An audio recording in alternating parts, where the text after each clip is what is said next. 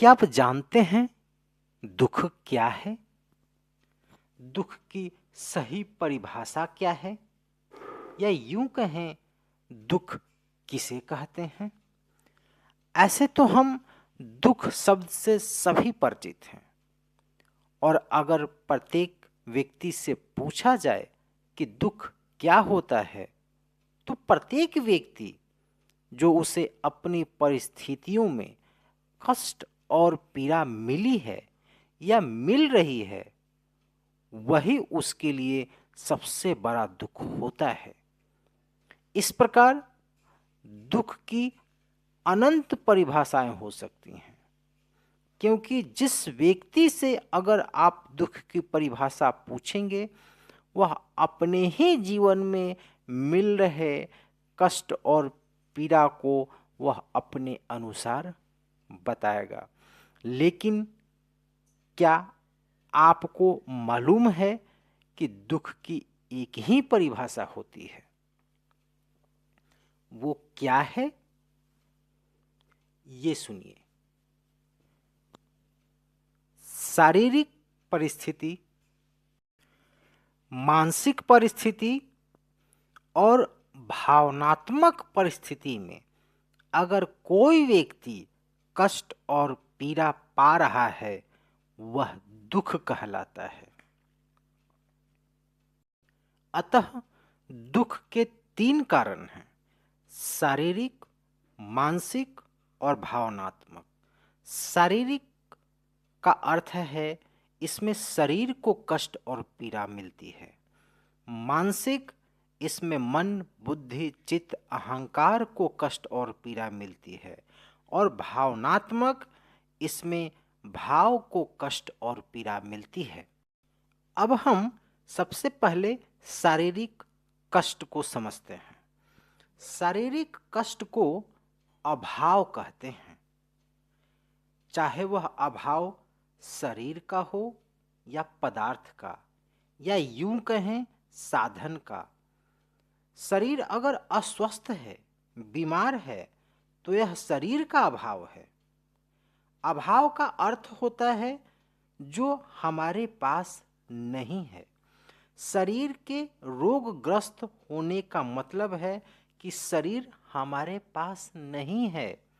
अगर शरीर नहीं है, या यूं कहें शरीर में कष्ट और पीड़ा है, तो आप स्वादिष्ट भोजन, रूपवती औरत, मधुर गीत, सुंदर दृश्य, धन दौलत, ये सब व्यर्थ है।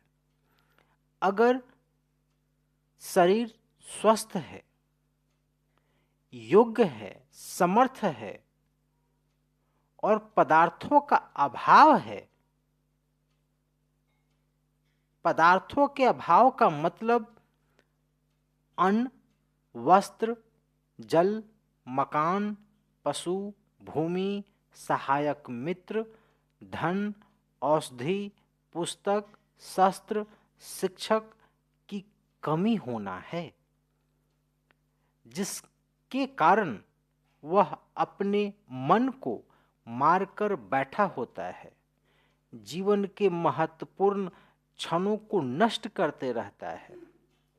साधन के अभाव में योग्य और समर्थ व्यक्ति भी लुंज पुंज बने बैठे होते हैं। अब हम दूसरे कष्ट, जिसे मानसिक कष्ट कहते हैं, हमने उसे जानेंगे। अब तक शारीरिक कष्ट के बारे में जाना है, अर्थात यूं कहें जिन्हें ज्ञान के अभाव में कष्ट मिलता है, वह मानसिक दुख कहलाता है। ज्ञान का अर्थ किताबों को पढ़कर जानने से नहीं होता। ज्ञान किताबों से नहीं मिलता। ज्ञान जो चीज है, वो तत्वों के अनुभव से प्राप्त होता है। जिन्हें तत्वों का अनुभव हो गया है, वही ज्ञानी कहलाते हैं।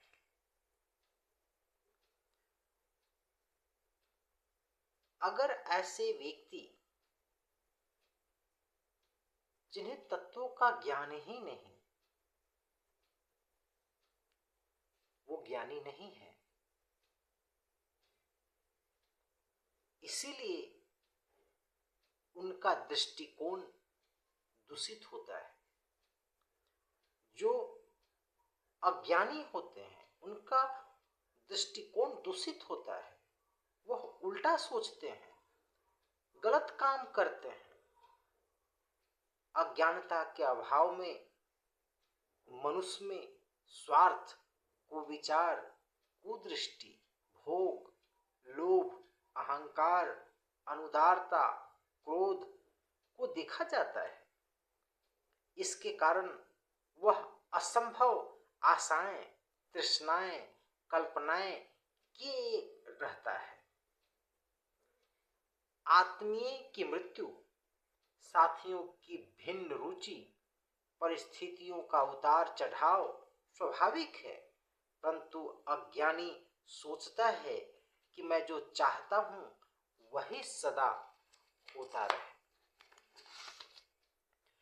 प्रतिकूल परिस्थितियां आए ही न, जब कोई भी घटनाएं उसके असंभव आशा के विपरीत घटती है तो वह रोता चिल्लाता है। अज्ञान के कारण उपलब्ध साधनों से भी वह वंचित रहता है। वह मानसिक, बौद्धिक, आत्मिक निर्बलता अर्थात अभाव के कारण साहित्य, काव्य, दर्शन, मनन, चिंतन, सत्संग, प्रेम, भक्ति, आत्मानंद से वंचित रहता है। ये व्यक्ति का मानसिक कष्ट है। अब हम तीसरे कष्ट के बारे में जानेंगे, जिसे भावनात्मक कष्ट कहते हैं। मूलतः ये जो कष्ट मिलता है ये भाव से मिलता है। भाव से जो कष्ट मिलता है वो भावनात्मक कष्ट कहलाता है। और ये कष्ट आपको वहां से मिलेगा जिस पर आपका पूर्ण विश्वास हो। आपको ऐसा लगता है कि वह ऐसा कार्य कर ही नहीं सकता। अगर उसने ऐसा कर दिया जो आपके आशाओं के विपरीत,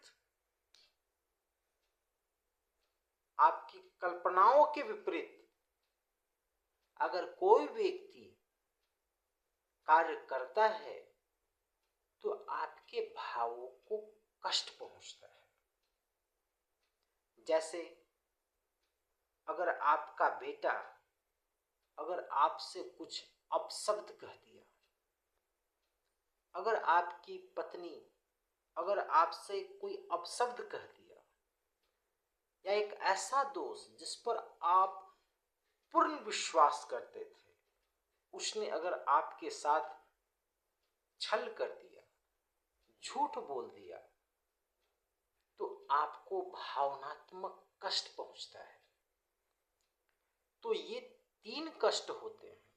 इन तीनों को मिलकर करके जो कष्ट बनता है उसी का परिभाषा मैंने आपको दिया है कि जो शारीरिक, मानसिक और भावनात्मक स्तर से जो आपको कष्ट मिलता है